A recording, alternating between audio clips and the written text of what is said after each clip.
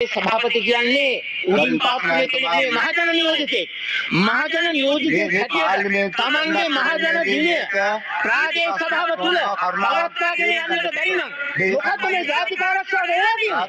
මොකද්ද ජාතික ආරක්ෂාව වෙලා තියෙන්නේ? ගරු මේක හදිසි අවස්ථාවක් නිසා මේ ගත මේ ඉල්ලන්නේ. මොකද දිස්ත්‍රික්කයේ නියෝජනය කරන එක මන්ත්‍රීවරයා විදිහට අපේ පක්ෂේ පතෙච්ච සභාපතිවරයා එතුමා ඒක මේ සභා පාත්ත නෑනේ කියන පෙරවා නමුත් කොහොමයි කරුණාකර ඒ කරුණාකර මේවට ඇක්ෂන් ගන්න මොකද මිනිස්සු මේ මහජන නියෝජිත මරන්නේ ආණ්ඩු පක්ෂේ සංවිධායකතුමා කියනවා පැහැදිලිවම මේ ආරක්ෂක අමාත්‍යතුමා මේ සම්බන්ධව ප්‍රකාශ කරනවා කියලා. මෙතන සෞඛ්‍ය අමාත්‍ය ඉන්නවා. කරුණාකර හෙලිකොප්ටරයක් වල කොළඹට ගෙන්න ගන්න.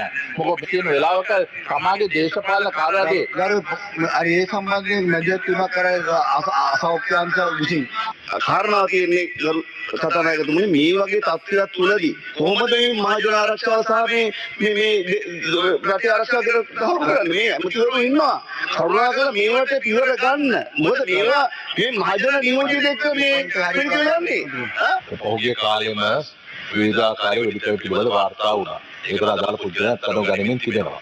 තවම මේ විමර්ශනවල මොකක්වත් තත්ත්වයක් මට මේ වාර්තා කරන්න බෑ. නමුත් අපි ඒ සම්බන්ධයෙන් අවශ්‍ය පියවර ගනිමින් ඉන්නවා කියන එක ඔබතුමාලට කියන්න පුළුවන් කමක් තියෙනවා. අපි බලමු කවුද මේවා පිටිපස්සේ ඉන්නේ කියන එක ඒ සියල්ල එළිදරව් වෙනවා. ඒක නේ කලබල වෙන්න බෑ. මට ඔබතුමාලගේ මේ කාරණාව තියෙනවා. අපි ඔක්කොම ඒකට සංවේදී. ඒ නිසා මේකට යම් වෙලාවක් ඉඩ දෙන්න මේ අපරාධ නතර කිරීම සඳහා තමයි කටයුතු කරමින් යන්නේ. අපරාධ නතර කිරීම සඳහා කටයුතු කරමින් යන්නේ. දැන් සෑ ගන්න එපා. මන්ත්‍රීවරයෙක් සභාපතිවරයෙක් නොවේ ඕනෑම පුරවැසියෙකුගේ ජීවිතය සම්බන්ධයෙන් ඒ ජීවිත ආරක්ෂා කරගන්න කටයුතු කිරීම රජය මැදිහත් වෙනවා. රජයේ කර වකීමක් කරනවා.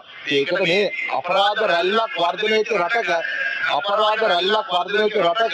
ඒ අපරාධ මර්ධනය කිරීම සඳහා ආණ්ඩුව කටයුතු කරමින් ඉන්නවා. අත්අඩංගු ගනිමින් ඉන්නවා. ආයුධ හම්බේනවා අත්අඩංගුවට ගන්නවා පොලිස් විමර්ශන දියත් වෙමින් පවතිනවා. ඒ නිසා ඔබතුමාලා දන්න තොරතුරු ඉදිරිපත් කරන එකට